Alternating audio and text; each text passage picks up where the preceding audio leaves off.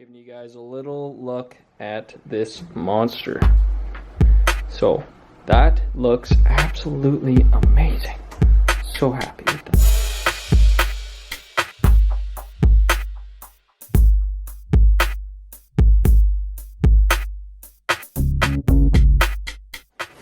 Alright, let's talk about some steering, because that's a big thing on this mower, and I'm sure a lot of you are interested in how it's going to get done.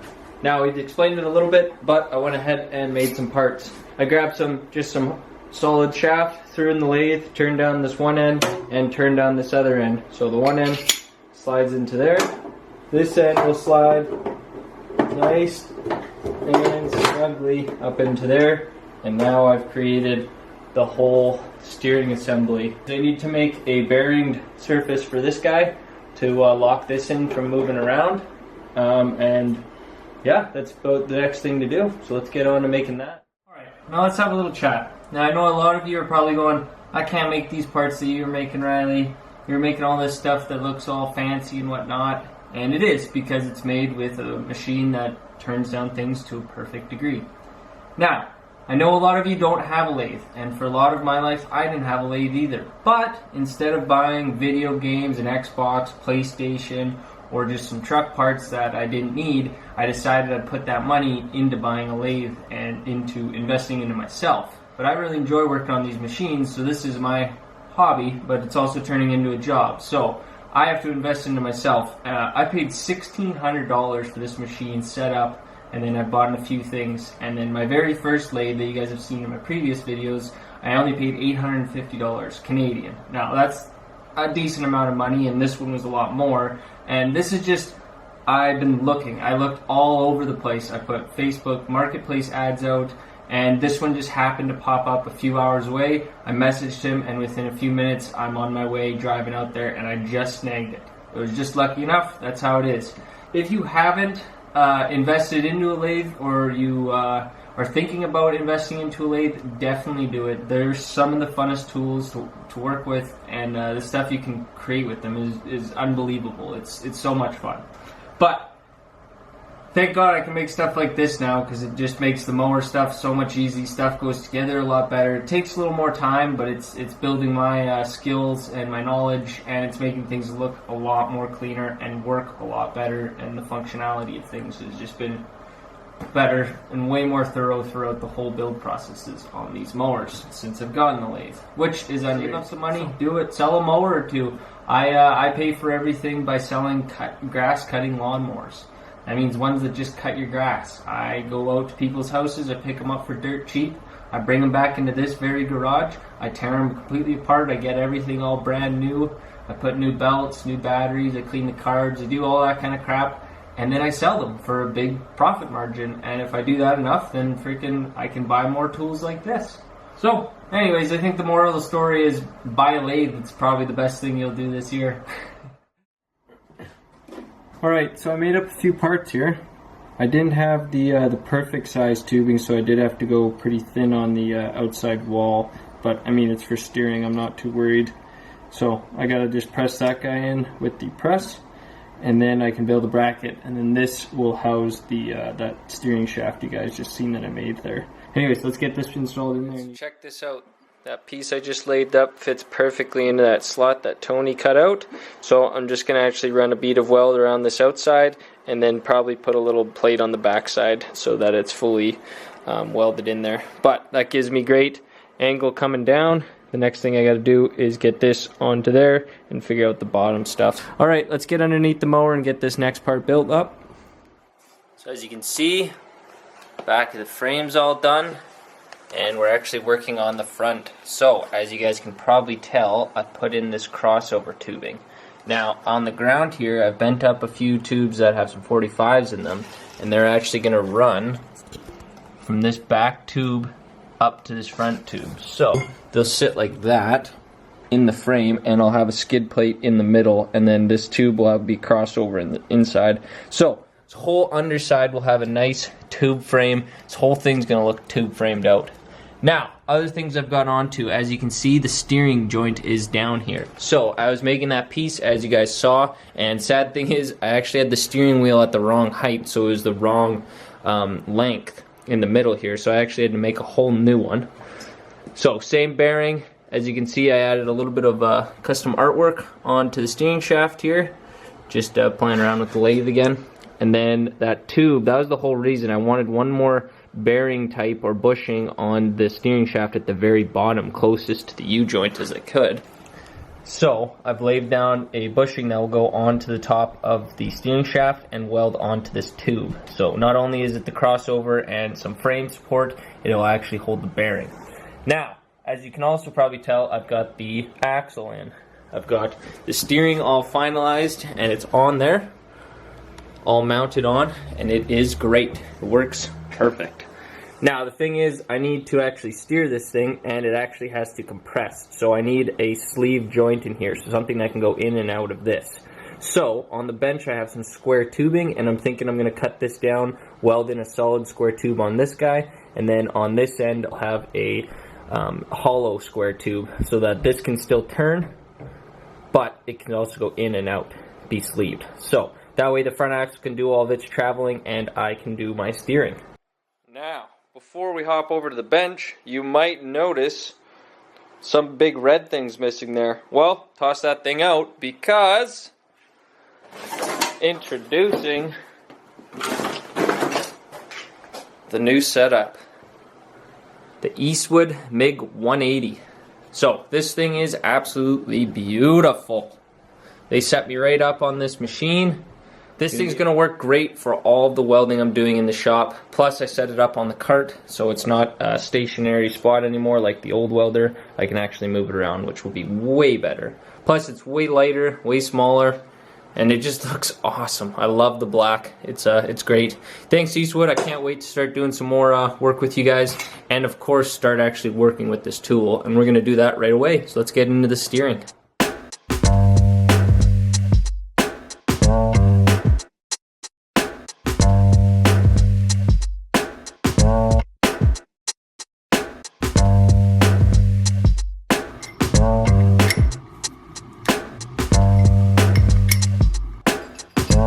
Alright, I made a bunch of parts as you guys see. Let's put it all together. I'll show you how it works. Let's do it. Alright, so as you can see, we got all the parts laid out, which is awesome.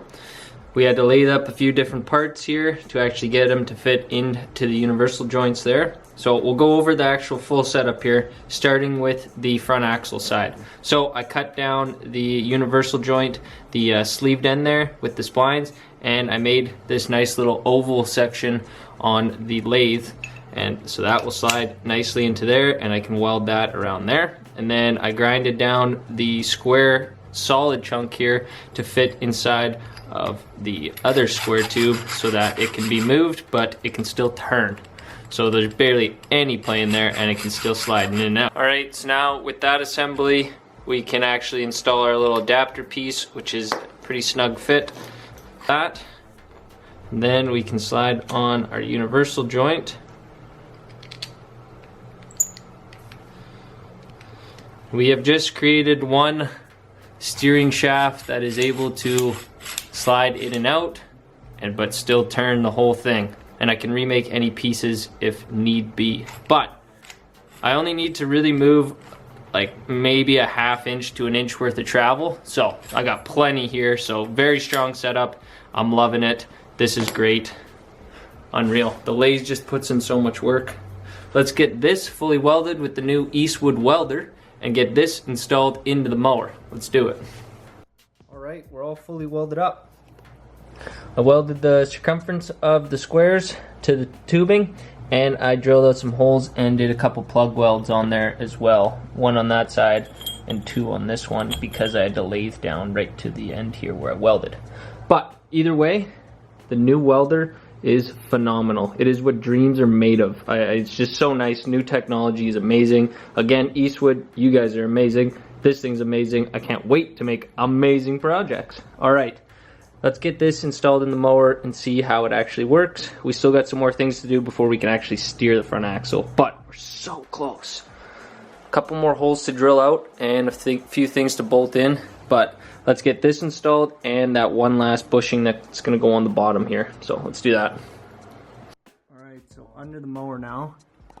And you can see, before I weld it all, But we got the bushing and a little bracket that can weld onto this tube, top and bottom, and to the bushing. So that should work great. That's 1, 2, and then 1 on the top, and then 1 on the very top. So 4 spots holding this steering shaft in. It shouldn't be able to go anywhere. And then we'll get this the rest of the steering going. But yeah, I'm gonna weld this in with that new Eastwood 180 welder.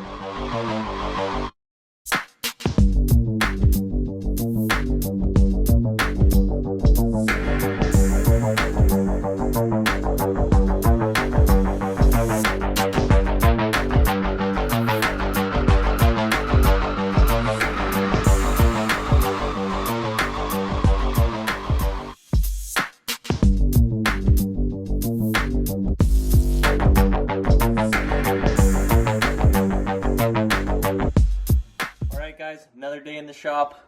Let's get right to this one. Lots getting done today on the steering. Hope you guys have been enjoying this build series. I sure have been. It's been a lot of learning experiences and a lot of cool building and fabrication skills, and I love that kind of stuff.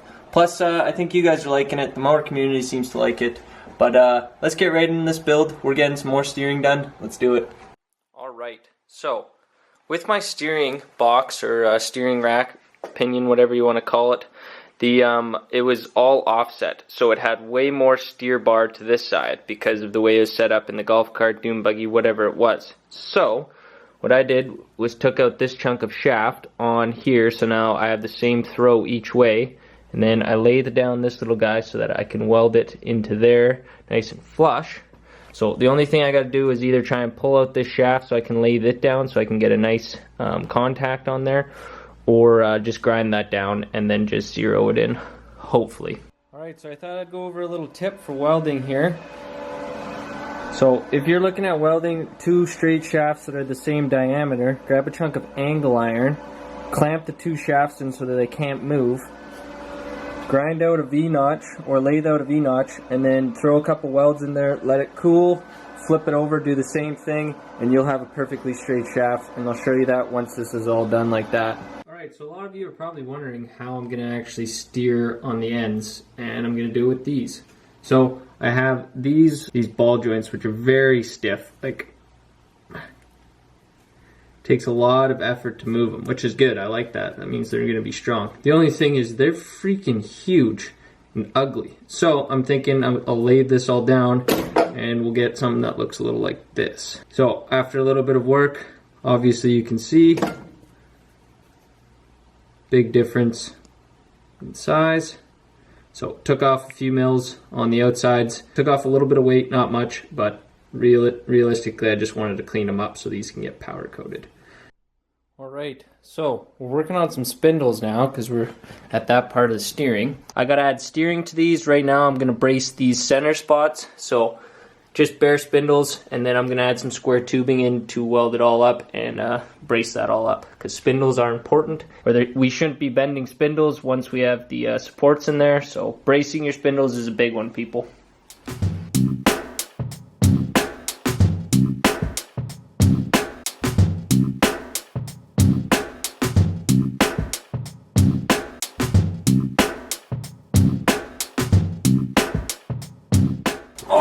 A seat here so I can explain some stuff. Alright, as you guys can probably see here, it looks probably the same, but it's not. Steering shaft's all in. We got some more finalizing to do, some frames cut and stuff. There's a lot of big things that are finished that need small things. Like, look how fast all the big things got done, but it's the small things. Still gotta make the little spacers, still gotta tighten up the steering, still gotta make the steering. And that's actually what we're gonna talk about right now. Now, before I explained that I was going to try and use Nick spindles, and then I showed you guys that I wasn't going to use Nick spindles, and so I've made these spindles. So, as you guys just seen, I got those all welded up. I added some pipe in here to make these strong like gusseted. I am going to still grind these and make them all nice and get them all painted, but now we can see actually how this is going to work. The other big hype on here too, if you guys can't see that, is we got the steering rods on, and like the rod ends on, and they're it worked out perfect. They're in like a great spot, great positioning. It's easy to steer. Like, look at it, I'm steering this with my left hand. but we can't really steer too much because we still got to grind the frame. But if we get up nice and close here, we can see we can slide the spindle in, and then I'm actually going to be putting one of these little spacers on the top, welding this spacer onto the spindle, and then having a steer arm come off of this to this bracket.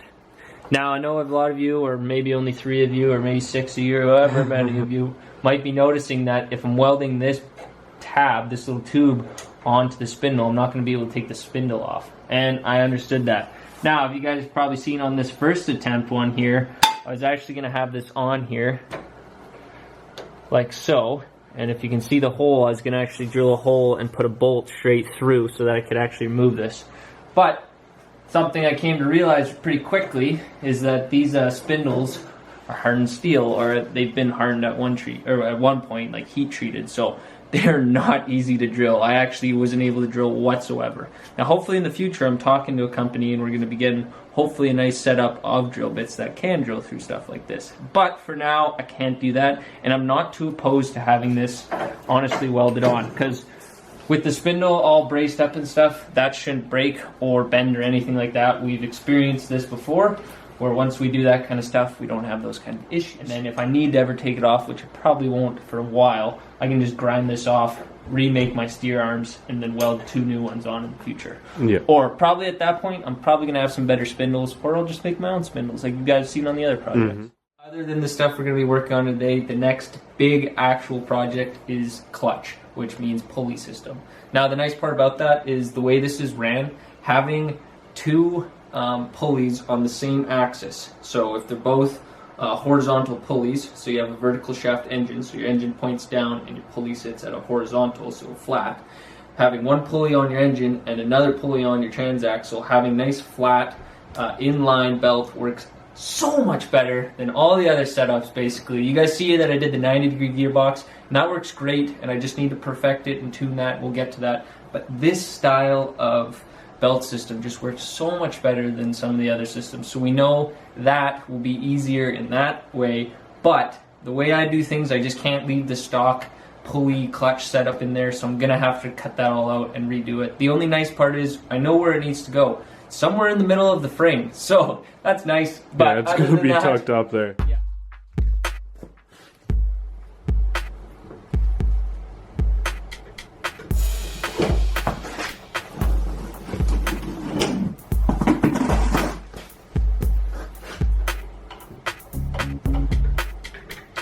See those ball joints, they're having to move a little bit. This little end joint, this ball joint at the end is working great. So you can see there's a lot of different angles that need to be acquired for this. But you guys can see that I welded on this guy. So yes, my spindle cannot be removing right now unless I cut this off. But I've noticed with all my other builds, I haven't had to remove my spindles once I've upgraded them. They've worked. Now, the whole idea, and furthermore towards that, if I ever do bend one of these or break something on here, I cut this off and I build a better reinforced one. This is a stock spindle that's been reinforced and made better with some bracketry and stuff, but who knows what it'll hold up to. I'm sure it'll hold up to what we're building. Anyways, this works just great. I still got a little bit more reinforcing to do in here and fully weld everything to make it all look nice, but I want to add a nice little gusset into here just so the steering doesn't bend. These end pieces actually hit the axle, so that acts as a steering stock so that the spindle can't go any further. Plus, the actual rack and pinion here can't go any further. So, steering stops are almost basically done. If I want to add any more steering, I can always grind out this, but like you guys saw before, I won't need to. Now, let's get into looking at these spindles because they're pretty cool. I went ahead and strained out my spindles so that they sit just a little bit toe inwards, not very much, barely any degree edge inwards, so that it's going to ride nice and straight. And the nice part about this whole setup is I have this one can unscrew to get more adjustability, and so can this side. So double adjustability on each spindle so that each spindle can be towed in or out, so that I got the perfect steering setup, because I know some people are looking very deep into that. Anyways, so here's the spindle. Like I said, I got to add one more bracing into here. I went ahead and went up to here because the original idea was just building a steering tab off of here, but I figured that was going to put a lot of pressure on this top weld. that inside weld that I'm doing. Now that weld will hold up no matter what, and I won't have to worry about that because the pressure has been put through the whole spindle. Plus, this is just stirring up the whole spindle setup, made the steering a hell of a lot easier, and I like this a lot. It's just a great steering setup. I'm very happy with how it turned out. Both spindles the same, and like I said, it steers awesome. One hand gets her done. You can see nice in and out movement. Damn.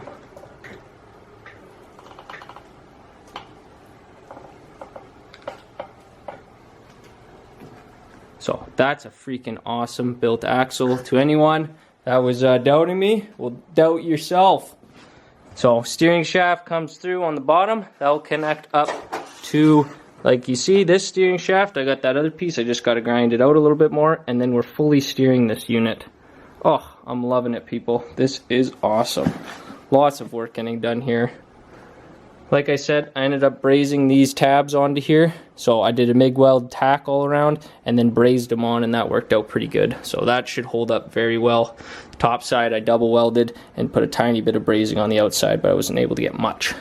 Anyways, it's turned out great. It is looking awesome. I am happy with this. This is just like, steering has been such a big thing on my mind lately. And like, I've been working on Scrappy in the back there, as you guys have been seeing that build, so haven't had much time to do this, but I'm glad I took a break, came back and redesigned the spindles because I was all nervous about having weak steering, and now I know this is super strong and it's all tucked up on the axle. Like, talk about ground clearance once I have the tires on and stuff, there's nothing to hit. I love it. Freaking love it. Give you guys a little look at this monster. So that looks absolutely amazing. So happy with that.